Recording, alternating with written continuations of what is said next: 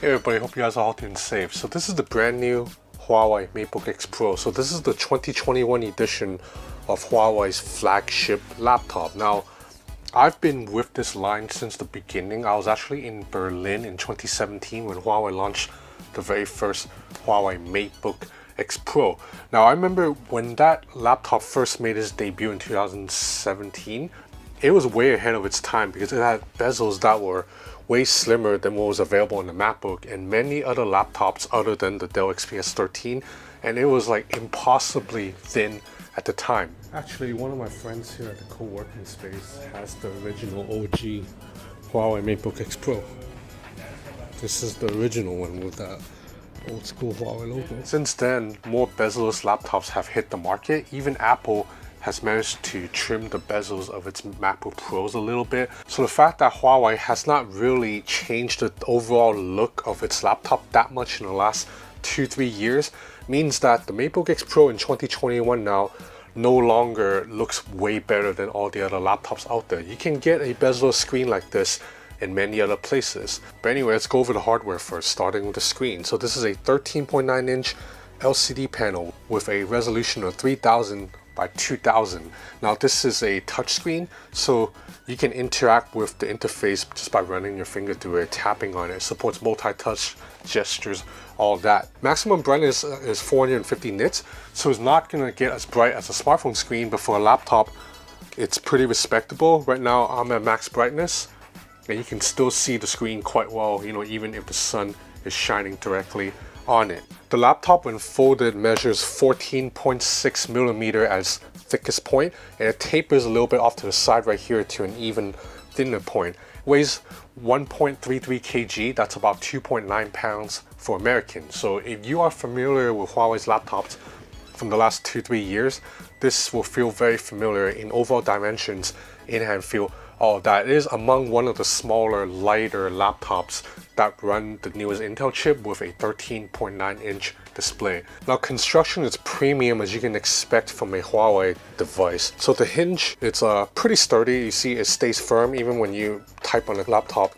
The screen's not going to wobble. It doesn't open as wide as I like though. This is the maximum angle that it opens into, but should be enough for most people. It's just I've gotten used to using laptops that can open almost completely flat. Now in terms of ports, you have a headphone jack and 2 USB-C ports. Both of these ports, you know, transfer data and also powers the laptop. And on the right side of the device, you still have a USB-A. This is quite useful because the newer MacBooks don't have a USB-A at all, so you have to use a USB-C dongle if you have an older accessory. Now this keyboard is pretty evenly spaced, and there's relatively good travel at about 1 millimeter of travel. Now this keyboard, it's definitely one of the better keyboards on the market, especially if you've been using a MacBook Pro from 2017 to 2019 with those butterfly keyboards. Now the trackpad right here, I gotta admit, I have not been the biggest fan of Huawei's trackpads in years past because I find them a little bit jumpy compared to the MacBook Pro's trackpad. Like a lot of times when I'm just running my finger across to move the arrow, I'll accidentally trigger an accidental click when I did not intend to do that. I'm happy to report that that's been improved quite a lot with this new trackpad here. It has more friction as I run my finger across the screen, and also there's more haptic tactile feedback now because there's 8 piezoelectric sensors underneath the trackpad. So that means you can click at various points of the trackpad and get precise tactile haptic feedback. The accidental touch problem has not been entirely eliminated. I still come across it every now and then, just a lot better than previous Huawei trackpads. I would still say the MacBook Pro's trackpad is better than this trackpad. It's larger too. But for the most part, the trackpad's gonna be fine. It's just I'm picky with my trackpad because I do a lot of things and I'm quite finicky with my fingers.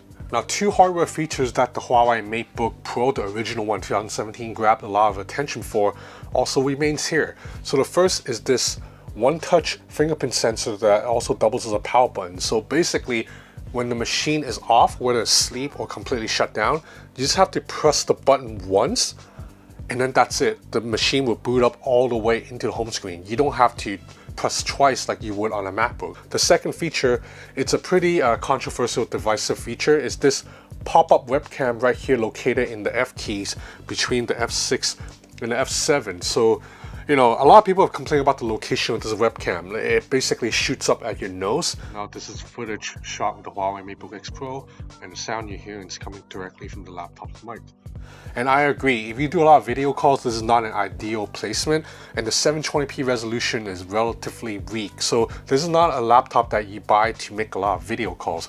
Huawei basically made the decision to sacrifice the webcam in order to give you a more bezel-less screen. So inside the MateBook X Pro is the usual spec bump that you'd expect from a Windows machine. So this machine's powered by an Intel Core i7. This is the 11th generation Tiger Lake chip. So it's not the most powerful processor around. So if you do heavy gaming or heavy video editing, this laptop's not for you. But for most other people who just need a laptop for productivity work, this more than delivers. Thermals are quite good too, because Huawei's developed this shark fin cooling system that dissipates heat quite well. I use this laptop as a work machine over the past several days. You know, has Slack running at all times with Spotify. Also watch a lot of YouTube videos, all of that, and everything handled fine, and it did not get too hot. She's out! She's out! First we get the buzzards off her back! Now, because this is a Huawei laptop, it has many of those useful features that's built into part of Huawei's ecosystem too. So one of these is called Huawei Multi-Share. So basically, if you own a Huawei smartphone, you just have to tap the smartphone onto the trackpad, and then it will connect the two devices. Once connected, you can view your smartphone screen like a digital simulation of the smartphone screen on your laptop. That means you can interact with specific apps on your phone directly on your machine. You don't have to take your attention off your laptop just to respond to a WhatsApp message, for example. If you have other Huawei accessories like the Huawei FreeBuds Studio or the Huawei FreeBuds Pro, it'll sync and connect with this laptop seamlessly and intelligently switch between the laptop or your Huawei smartphone. Now, in terms of battery life, there's a 56 watt-hour battery in here, so it's not the largest battery around, but I find that the machine can still last me about 7 to 8 hours of heavy use. This is heavy office productivity tasks. Now, the good news is the charging brick that comes with this laptop is relatively small. It's nowhere near as bulky as the charging bricks that you get from a MateBook or a Dell, and it charges the laptop relatively fast. You just need to plug it in for about 30 minutes and you can add like 50% of juice. So overall, my impressions of the Huawei MateBook X Pro 2021 is very similar to the MateBook X Pro 2020 and 2019. If you have decided you don't want to use a Mac, you want to get a Windows machine, this is one of the best options out there because it's light, thin, more than powerful enough, and capable in most productivity tasks. The only thing you can't really use this for is work video calls. I mean, you could, it just doesn't look that professional.